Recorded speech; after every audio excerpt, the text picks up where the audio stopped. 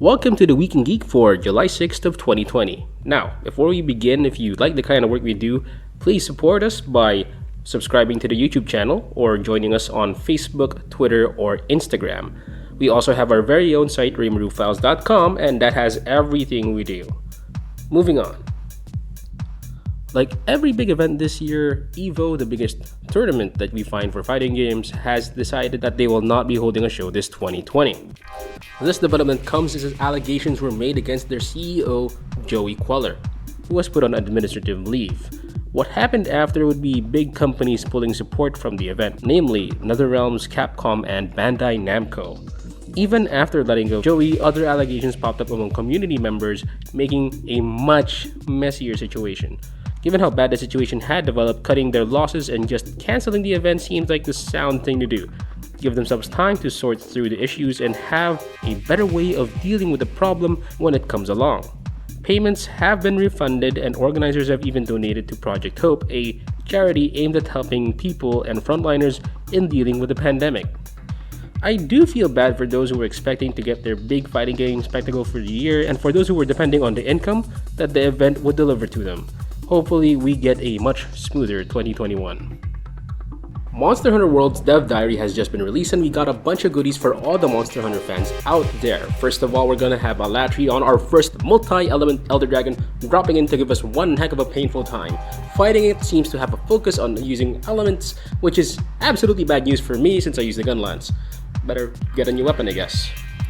They're also adding Frostfang Barrier, another monster I hate to deal with. Now it's gonna be tempered and will have new special moves. It's gonna be putting ice everywhere, but hey, the armor looks cool, so maybe I'll deal with all the punishment it has to offer and at least complete the armor. They're also going to make things a little easier for finding monsters on the guiding lands, so thank goodness for that.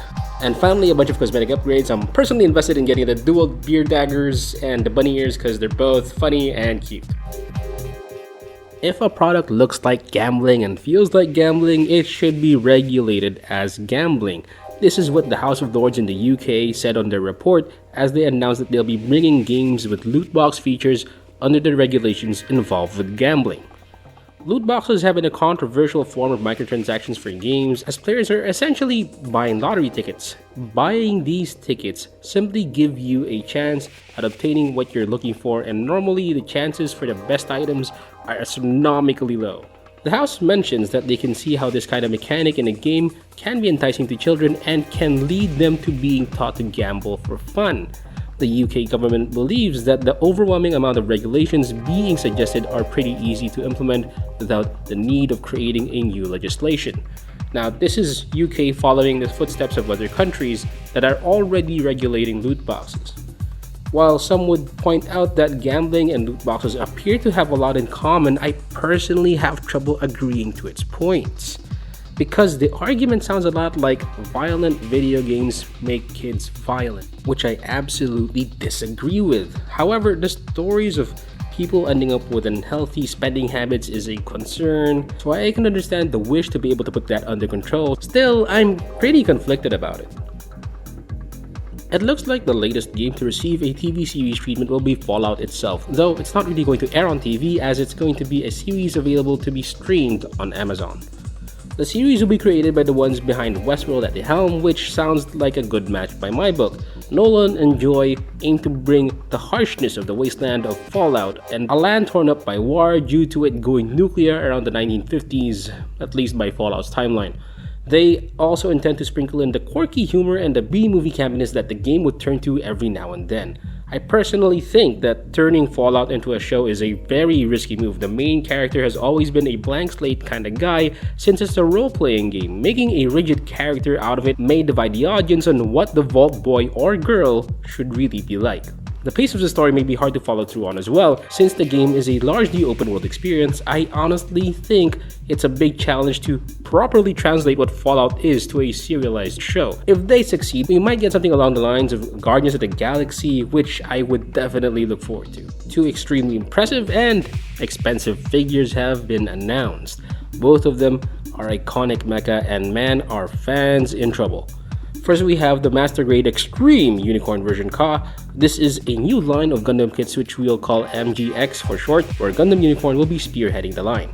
Supervised by Katoki Hajime, its proportions have been updated to look more imposing and is now fully transformable, while having LED strips installed so that it allows it to have that cool glow the Gundam has in the movie, and it also enjoys an impressive amount of articulation. It will be released this September at around 20,000 yen.